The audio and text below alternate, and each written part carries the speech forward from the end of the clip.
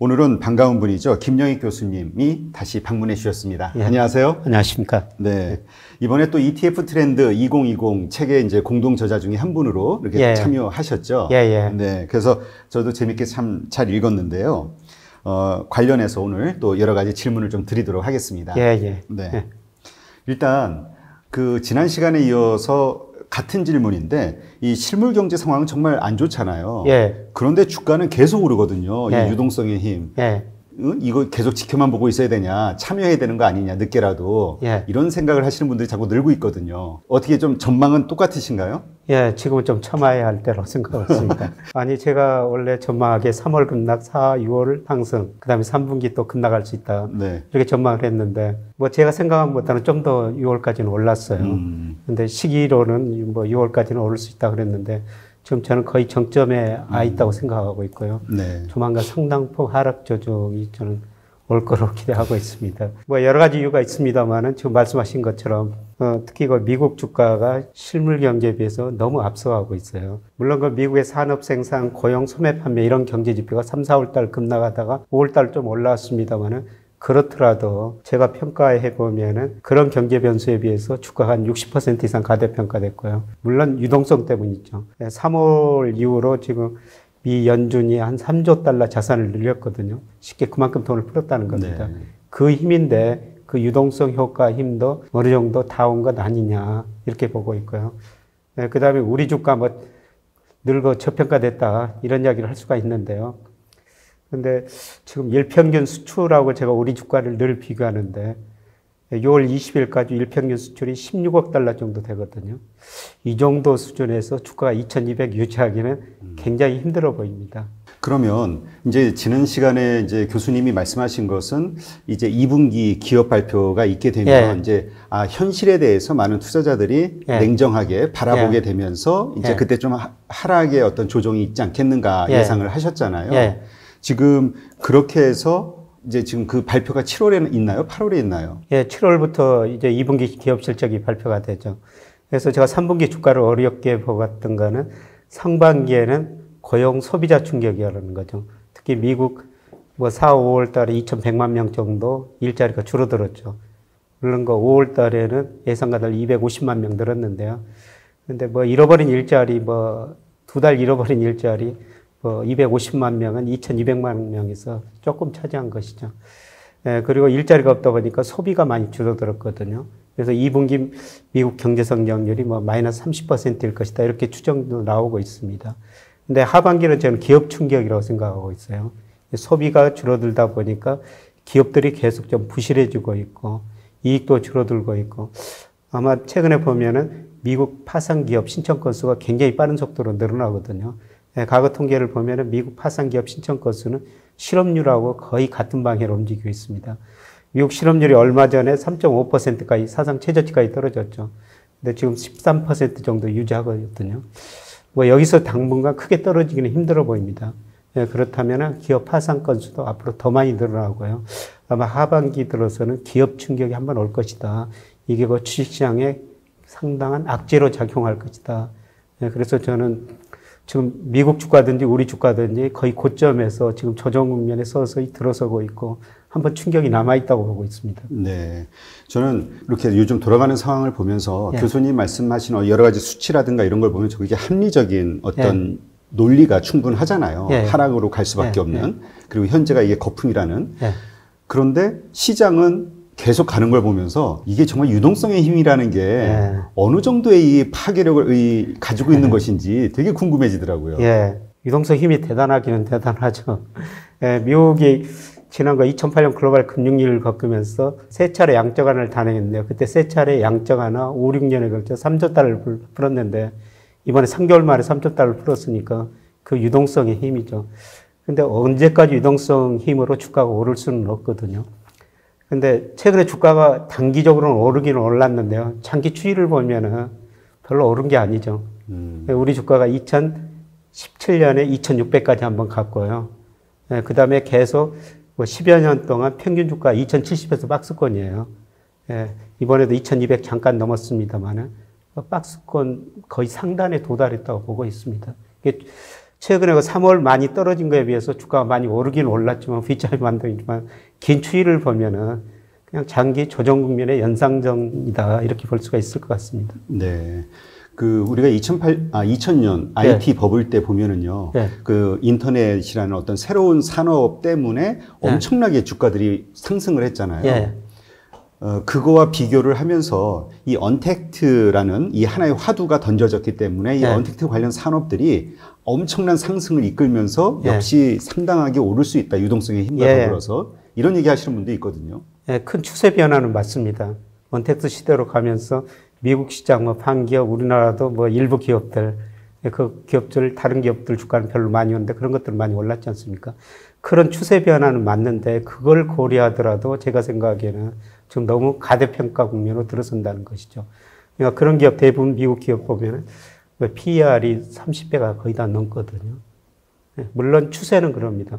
근데 이게 계속 가기보다는 또 한 번 조정을 거치고 또 가는데 지금은 너무 높은 수준이라는 겁니다. 그러면 이제 투자를 하고 있는, 그러니까 이미 보유를 하고 있는 분들이면 이익 실현을 하는 게 현재 시점에서는 맞다고 보시나요? 예, 저는 뭐 비중 좀 많이 줄여들고 현금 보유 비중 늘리는 게 뭐 다음 뭐 국면을 대비해서 아주 좋은 전략이라고 보고 있습니다. 네. 요번에 또 연준에서 FOMC 회의 이후에 이제 시장에 어떤 그 컨센서스를 내놨잖아요. 근데 그걸 보고 이제 많은 분들이 실망을 했는지 다음날 폭락을 했죠. 나스닥 시장이. 그 상관관계는 어떻게 보시나요? 그러니까 연준이 이번에 FOMC 하면서 뭐 경제지표, 고용, 물가 안정 이런 거 경제지표 항상 관심 있게 보겠다 그러면서 2021년까지 0% 금리 유지하겠다. 그래서 거기서는 이제 더 나올 게 없다 그래가지고 또 급락했는데 또 그 다음날 또 급등했지 않습니까? 저는 3분기 주가가 또 많이 하락하면은 미 연준이 지금 트럼프 대통령이 요구하고 있죠. 마이너스 금리까지 내려라. 그리고 그 일드 커브 컨트롤을 가지고 뭐 국채 10년 수익률 목표치를 정해하고 그 이상 올라가면 돈을 많이 풀어라. 뭐 이런 이야기가 많이 나오고 있는데요. 주가가 또 한 번 조정을 보면은 시장에서 그다음에 정치권에서 그런 이야기가 많이 나오고요. 저는 이번 미국 경제 수축 국면, 침체 국면 마지막은 미 국채 수익률 10년짜리가 0%대라고 보고 있거든요. 지금 뭐 0.7% 안팎에서 움직이고 있습니다만은 저는 지금 독일 국채 수익률이 마이너스 뭐 0.5%, 일본 뭐 마이너스 0% 안팎에서 움직이고 있는데요. 결국 이번 침체 국면의 마지막은 미국 10년 국채 수익률이 0%까지 갈 때까지, 그때까지 경기가 더 나빠지리라고 보고 있습니다. 그러면 그 0%대로 이제 가게 되면 어떠한 상황이 벌어지는 건가요? 네, 더 이상 이제 뭐 금리를 내릴 수는 없을 거예요. 아마 양적 완화죠. 그래서 미국도 그 양적 완화가 두 가지 방법이 있는데, 그동안은 월스트리트 QE라고 그래가지고요. 그냥 금융회사에도 연준이 돈을 푸는 거죠. 근데 요새 QE면 조금 질이 잘나지는데 메인스트리트 QE라고 그러거든요. 미 연준이 그냥 은행에다가 돈을 공급해 줬더니 은행이 기업 대출을 안 해준다는 거죠. 사실 은행 입장에서 보면은 돈을 받았는데 기업에 대출해주면 기업이 파산할 수도 있거든요. 위험하도 기업 대출을 안 하는 거죠. 그래서 지금 메인스트리트 QE라는 것은 연준이 직접적으로 기업에 대출해 주는 겁니다. 그래서 회사채를 사주고 아마 이런 방식이 많이 나올 것 같은데요. 최근에 그 전미경제연구소 MER이라고 그 페이퍼를 보니까 과연 어떤 게 실물 경제에 더 효과적인가, 투자에 더 효과적인가, 경제 성장에 효과적인가 이걸 분석한 자료가 나왔던데요. 메인스트리트 QE가 더 효과적이라는 것이죠. 그래서 이제 금리는 0%까지 내리고 더 이상 내릴 수 없을 때는 아마 그런 식으로 메인스트리트 QE로 회사채를 사주고 그럴 텐데 결국 그것도 한계가 있을 수밖에 없죠. 그러니까 이번에 사실 또 연준에서 다음날 이제 급등하기 시작한 게 회사채를 직접 매입하겠다라는 이야기를 했잖아요. 그러니까 이것 때문에 또 여러 가지 논란이 있는 것 같아요. 이게 직접 매입을 개별 기업을 한다는 거잖아요. 그렇죠. 이게 어떤 의미를 가진 거죠? 그러니까 사실 전혀 없는 통화 정책이죠. 그만큼 미국 경제가 위험하다는 겁니다. 근데 만약 그 회사채를 사줬는데 그 기업이 부도가 나면은 연준이 책임져야 되는 거죠.